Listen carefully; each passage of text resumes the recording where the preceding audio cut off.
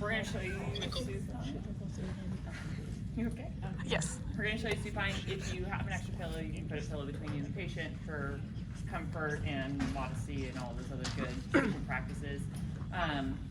Hip is going to be in 90 degrees, so you're going to have to lower the table as much as possible. Hopefully that works for most of you.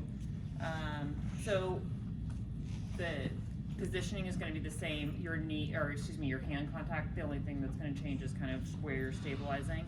So you're going to, again, bring that patient through their full range of motion, and you can do that part without the pillow. See if they can do that. Any pain or discomfort there. Can you bring your foot in and out? And I sometimes will just have a hand there just because that can be an awkward position to hold their leg up, but I'm not actually helping him move there. Any pain? Good.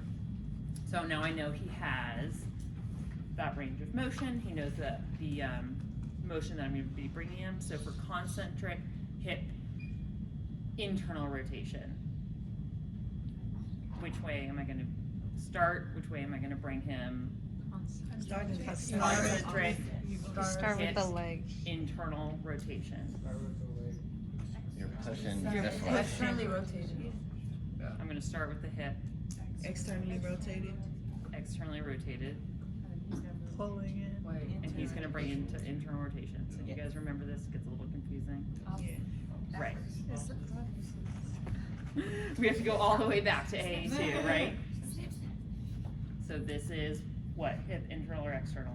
External. This is hip internal or external? Internal. Internal. So I'm going to start in external rotation for concentric. And I'm going to be doing a quick stretch. And I'm going to have him bring his leg out. Is that right? Hold on. Is it a quick stretch? Yeah. Thank you. Is the quick stretch into more external, like overpressure external, and then going internal? Got it. So there we go. So We're going to push and exhale. Breathe. So I actually need to change. You're still going to be doing a little bit of a lunge for support. Probably worry a little bit because you've got long legs. Yeah, follow the femur, whatever. This is concentric. Concentric. Remember, quick stretch is only for concentric. Concentric for external rotation or internal? Internal. Internal rotation. So it's technically an external right now. Yeah. You start an external. Yes. Push.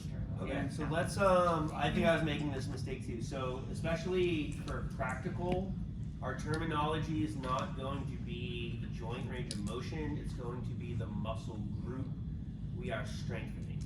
Because if we start talking about eccentric internal rotation, are we talking about going into internal rotation eccentrically, or are we talking about strengthening the internal rotators? Strengthening the internal. So it will always be, we are strengthening this muscle group. We're not talking about the joint range of motion to make it specifically clear.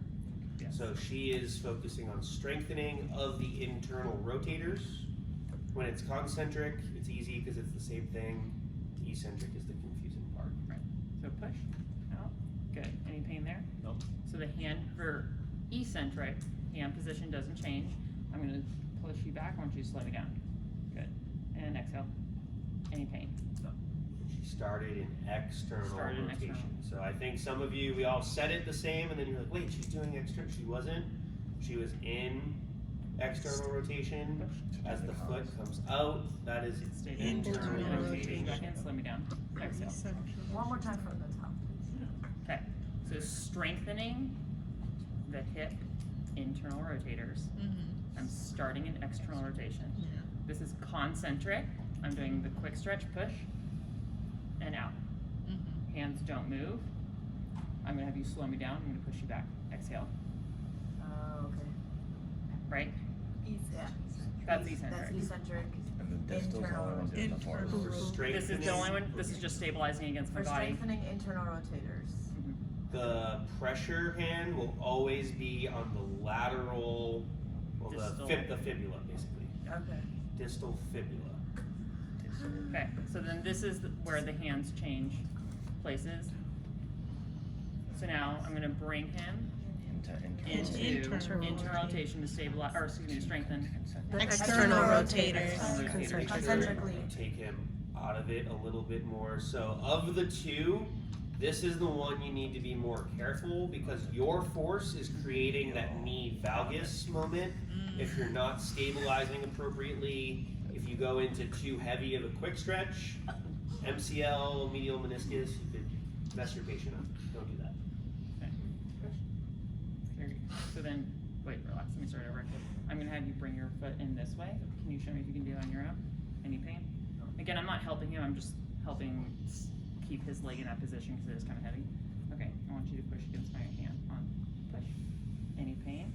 So with my quick stretch, it's not going a whole, it's just a little twitch.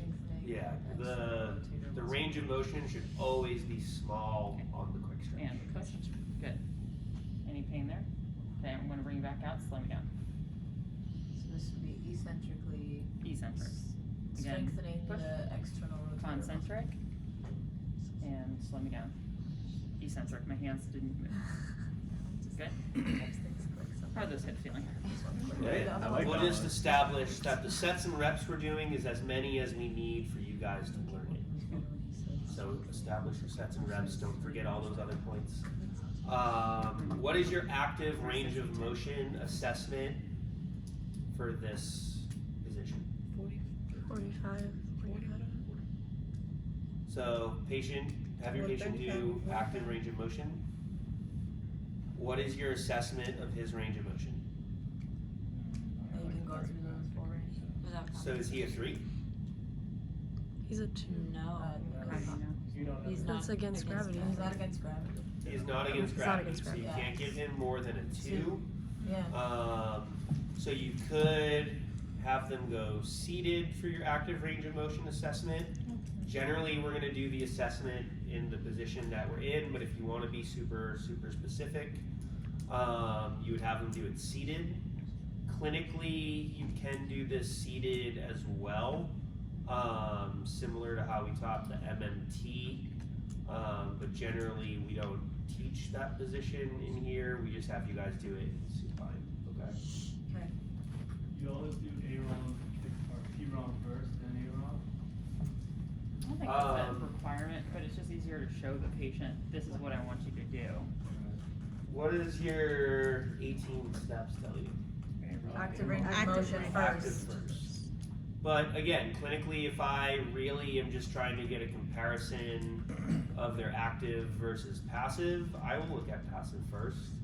You're like when you're getting ready for like this specific test, why in the 18 steps is active range of motion first? Because you want to see their available range. Well, you're gonna see their full range regardless of whether or not you do it first or second. Because passive has classical and we'll do passive range of motion, classical and accessory. Yeah, kind of like again, if we're talking about your examination and it's your first time working with a patient, maybe they're not comfortable with you placing your hands on them yet, so see their active range of motion first and then you do the passive after.